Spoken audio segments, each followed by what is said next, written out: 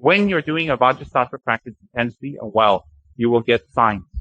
Some of the signs will be, immediate signs will be that your mind becomes clearer. You can deal with your problems more. Even sicknesses and that has been bothering you for a long time becomes easier to deal with. And also when you take medicine, it takes effect. Things like that, even a financial situation will clear. Definitely because the karma is clear. It's very logical. In any case, then when you do Vajrasattva daily, it will block the karma. So if you have killed an ant by accident, it will remain the karma of killing an ant. It will not increase the size of killing a Buddha, where it will double every single day. So it's very, very dangerous to leave the karma there, to think, oh, if that's small, it will increase. So the best Vajrasattva is not to do the karma in the beginning. But since we're so filled with delusions and overwhelmed with delusions and propelled by delusions, we are forced into doing the act, whether we like it or not, and regret it later. So Vajrasattva is excellent in stopping it from doubling, and by the force of the 4 opponent powers, one will be able to actually purify that negative karma, where one does not have the suffering. So Vajrasattva, we should try to do 100,000 minimum. That is not the most. Don't think, 100,000. It's nothing compared to the benefits you get. It's nothing. It's excellent practice, and one should actually engage in it daily. So, number 1, we take refuge. Number 2, we generate bodhicitta. Bodhicitta, or the special enlightened motive, the wish to become enlightened for the sake of all sentient beings. After that, we visualize Guru Vajrasattva. Guru is our root Guru, and Vajrasattva, who is Karsa, indivisible. On my crown, on a lotus in a moon seat, sits Vajrasattva, who has white-colored body, 1 face and 2 hands, holds a Vajra belt adorned with silks and various jeweled ornaments. He sits in a Vajra posture, just as I've described. So you visualize that clearly on top of your head as best as you can. Even if you can't visualize it well, you visualize a white form there. Believe that it's Vajrasattva, something, a white blob or whatever, the blob. Anyway, you can visualize whatever you like there, but try to make it clearer. Focus on one eye, focus on one eyebrow, focus on one eyelash, go back to his nose, then go back to his other eye, then visualize his crown, and increase that, get better and better and better and better and better. Like I said, we have the power of visualization. We visualize things that we like. In my case, cheesecakes perfectly. Just perfectly, we can visualize wonderfully without, I don't have to close my eyes, I can see it perfectly.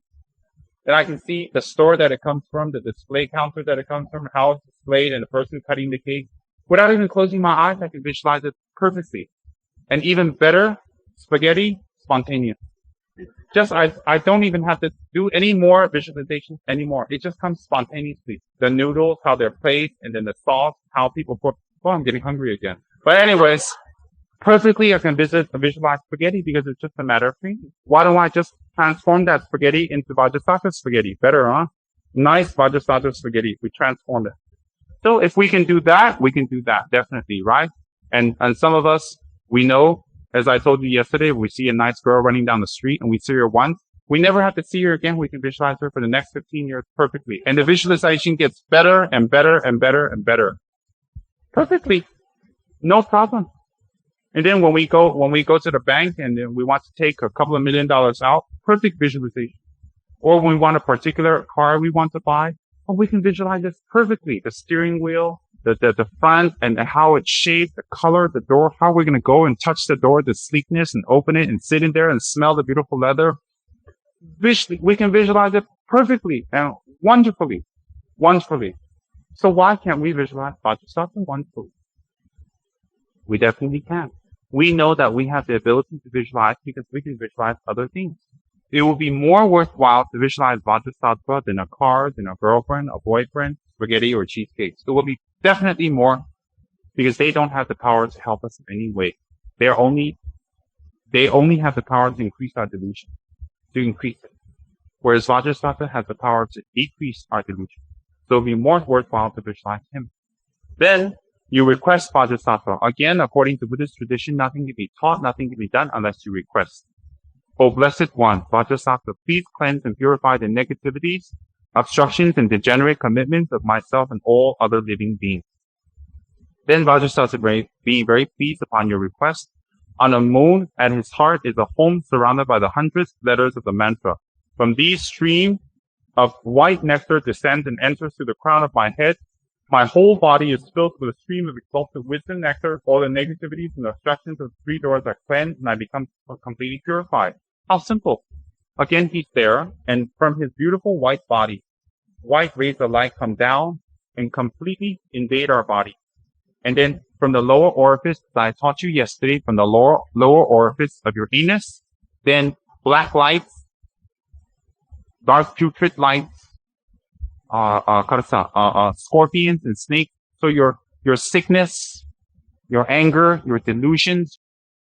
In Tibetan we say Om Benza Sato, but here we say Om Vajrasattva. Same. Benza or Vajra is the same word. Tibetans cannot say Vajra, so they say Benza. Benza is the same as Vajra.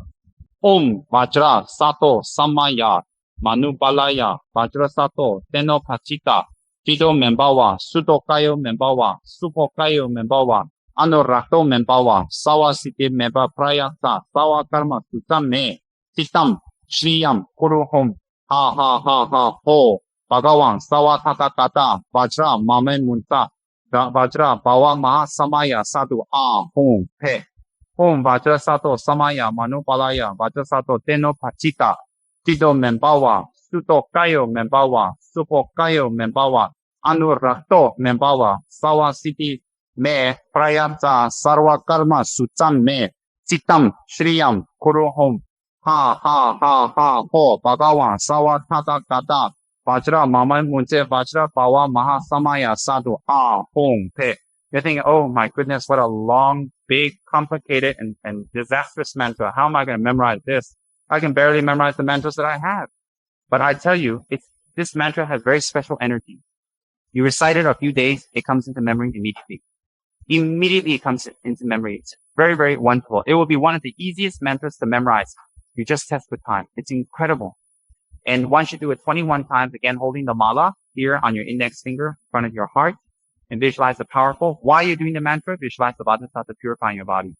Om Vajrasattva Samaya Manupalaya Vajrasattva Teno Pachita Tido Membawa Sudokayo Membawa Sawa Siti Memba Prayata Ha ha ha Bhagawan Samaya Sadhu Hum Pe. It becomes very easy actually. After a while, when you do it after week to week, it becomes very easy. In fact, it becomes second nature, and you don't have to watch your mouth anymore. You don't have to focus on the mantra coming out of your mouth one bit. It'll just come out of your mouth, and you just do the visualization. In fact, it's very, very nice. You visualize yourself in front of beautiful white lights. Wonderful white light. And for the ladies, you can think it's my prince and white shining armor sitting up there. Very, very nice.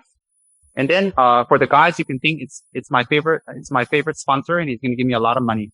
Purification money like that, right? It becomes easier and easier and easier and easier and faster and faster and faster. And even if you do it a little bit wrong, or you do it with an American accent, or you do it with a Chinese accent, or you do it with a Chinese American accent, or you do it with no accent, or it doesn't matter. It's the faith in Vajrasattva. But try to do it as accurately as you can. Even if you make a mistake, there's no problem. It'll be very nice. It'll be excellent. It is the power of the mantra. It itself has power. So it doesn't, even if you make some mistakes, your pronunciation is not right, don't worry about it. Don't think, oh, no effect. And then you concentrate on no effect, and you forget about the visualization. Then again, more anxiety, more delusions, more problems, and you throw your mala away, you rip this page and say, no more Vajrasattva. No, actually, no. In fact, that very worry is another delusion, another obstacle coming up to stop you from the practice. So you should do this practice, and you should engage and try to finish 100,000. And if you do it every single day, how lovely that would be. How lovely. Even one mala. And then when you have free time, you should do at least 21 of the long ones. And then I shouldn't teach you this, but I'll let you have it. You can even recite the Vajrasattva short one. Om Benza Sato Hum, Om Vajrasattva Hum, Om Vajrasattva Hum, Om Vajrasattva Hum. But you should recite the long one 21 times and then do the Vajrasattva short one. That is the minimum 21. But when you do the actual long retreat, you should do the long mantra 100,000 times. So the more effort you put toward purification, the more benefit you will get. The less you put toward it, the less benefit you will get. It depends on your motivation. So don't think, oh, I just do the short one, everything is going to be okay. Well, that is your choice. But there's a long one and there's a short one. And if we're physically able to do the long one, we should do the long one. There's no two ways about it. If you want purification, you will get it. And if you have purification, you will lessen your negative karma. When you lessen and purify your negative karma, all your delusions become less. Your delusions become groundless. You can get rid of your delusions, which is the root of all suffering. Very easy. And then when you study the Dharma, when you do anything related to Dharma, it becomes very easy, very fast. And also, any other pursuit you have in your worldly life becomes very fast and very easy. Oh, definitely, definitely. Then you recite that and visualize all Vajrasattva coming down, purifying yourself. Then after that, you make a prayer, a confession, and resolve. Out of unknowing, so after 21 times, you recite, out of unknowing and confusion, I have transgressed my broken commitments. O Guru, protector, please protect me. Principal holder of the Vajra, to you whose nature is great compassion, Lord of all beings, I go for refuge. And then Vajrasattva being very pleased, you visualize him replying to you, dear one, all your negativities, obstructions, and degenerate commitments are cleansed and purified. You visualize Vajrasattva saying that because he will say that to you. If you visualize it well, you do it well, one day you will actually hear the voice. Definitely hear it. And if you're very lucky, it will sound like mine. Alright? So after that, you do absorption. Right? Having said this, he dissolves into me, and the three doors become inseparable from from the body, speech, and mind of Vajrasattva. What is the three doors? Three doors of body, speech, and mind. So, very nice. And then we visualize Vajrasattva dissolving, completely blessing us. And again, under us, Yama goes to sleep. The 7 levels of the ground closes, and a double Vajra is sealed on top, and you're sitting on top. Again, long life, your life is extended. And then you're completely purified. You visualize your body white and bright in all your nervous system, all your channels, everything. Everything is bright and shiny. And you think of yourself as very light, very bright, very wonderful. Right? And then, afterwards you dedicate it. By this virtue, might quickly become Guru Vajrasattva, and then lead every being without exception to that state. Through the blessings of the Buddhas and Bodhisattvas, the truth of actions and effects, and by the power of my pure superior intention. What's your pure superior intention? To become a fully enlightened being for all sin. For the sake of, to become a fully enlightened Buddha, to free all sentient beings from suffering. That is the superior intention. For the chitta, for the mind. May all my prayers be fulfilled. And that is your Vajrasattva practice. Easy. I mean, there's a much more complicated practice that I found in the other book, but I decided to put that away. Because if it's too long, I know you have a lot of other practices and commitments. But this one, you should not think, oh, I'm forced by my teacher. I've been blackballed by my teacher. I have to do it. My teacher's going to be angry. That's not the motivation. The motivation is you want less suffering. You want to have less obstacles.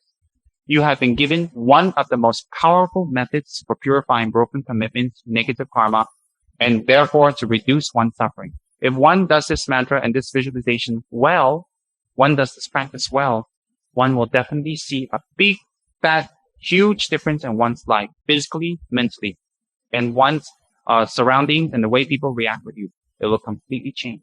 One should completely devote oneself to Vajrasattva's practice and at least recite it 21 times a day to stop the negative actions we have collected on that day from doubling and increasing. So if we can recite it at least 21 times a day, isn't that wonderful? And if possible, to recite it just before we go to sleep at the end of the day, because all the negative karma collected by that day will be nullified and it will be stopped from increasing. The stronger you apply the 4 opponent powers, the stronger the effect of Vajrasattva will be. How effective is not dependent on Vajrasattva. I have a little organizer and it has about 30 or 40 features on it. I only know one feature, but that's my fault. It has a lot of things. I can put notes in it. I can put world time and et cetera, et cetera. I can put lots of things in it, but I don't know how to operate it. So because I don't know how to operate it, it just has 1 or 2 functions for me. Like that, Vajrasattva has a lot of functions, has a lot of power to purify your negative karma. The more you do it, the more functions you'll see in it, the clearer you become. So if you want freedom from deluded states, if you want freedom from your current suffering state and suffering states that will come in the future, you practice Vajrasattva. You take refuge and make sure that you realize that Vajrasattva is all the Buddhas, Bodhisattvas, and deities, energy of purification coming in the form of this deity. And realize again that he is no other but your root guru, your root teacher, inseparable. And if you take refuge, have the 4 opponent powers, and do the practice and this mantra, such a short, easy practice, you will definitely see a difference. There is no doubt about it. You will definitely see a difference in your life. And don't stop at 21 if you increase it once. Even if some of you want to take Vajrasattva as your main practice and your main deity, fabulous. Wonderful. You can get the photos easy, very easy. And one should, if you take this practice solely, it would be excellent. Excellent. But if you cannot take it solely or you have other practice, you take it together. No problem. A Buddha is a Buddha. If you put Vajrasattva together with Tara and Dharamji, don't think When you go out of the room, they start fighting with each other. I came here first. What are you doing here? What do you want? And they fight over the offerings and they punch each other. Jeremji takes his sword and cuts off Vajrasattva's head. Vajrasattva takes his belt and slaps Tara. Tara takes her lotus and strangles Jeremji. And then when you come back in the room, they all sit nicely again. No, it's not like that, you know. Tara and Jeremji, all the deities will not have any conflict with each other. They all love each other. The minute you leave the room, they kiss each other, they hug each other, they love each other, and they thank each other for coming and joining. And then when another deity show up, they think to themselves, the more the merrier. So there is no problem, no conflict. And how you put the deities higher or lower, no problem. Don't think, oh God, I got Tara, now where am I going to put Vajrasattva? It's okay, it's for Vajrasattva. Of course it's okay. One Buddha loves another Buddha. Why? Because they have purified themselves of all the defilements to feel negative energy, to have negative delusions. So if they're free of negative delusions, therefore they cannot have delusions. Therefore, if you put them together, they feel joy. In fact, it's them. Vajrasattva is Buddha, Buddha is Vajrasattva. Inseparable. They are one in energy. So even if you have 100 statues on your altar, no problem. And don't think, oh, I have one set of offering, one joss-stick. I need to get one for each one. No, they will share it. Believe me, they will share it. There is no problem there. So one should engage in the Vajrasattva practice. It is very, very important. It is very, very powerful. All right? We have finished Vajrasattva. Yeah.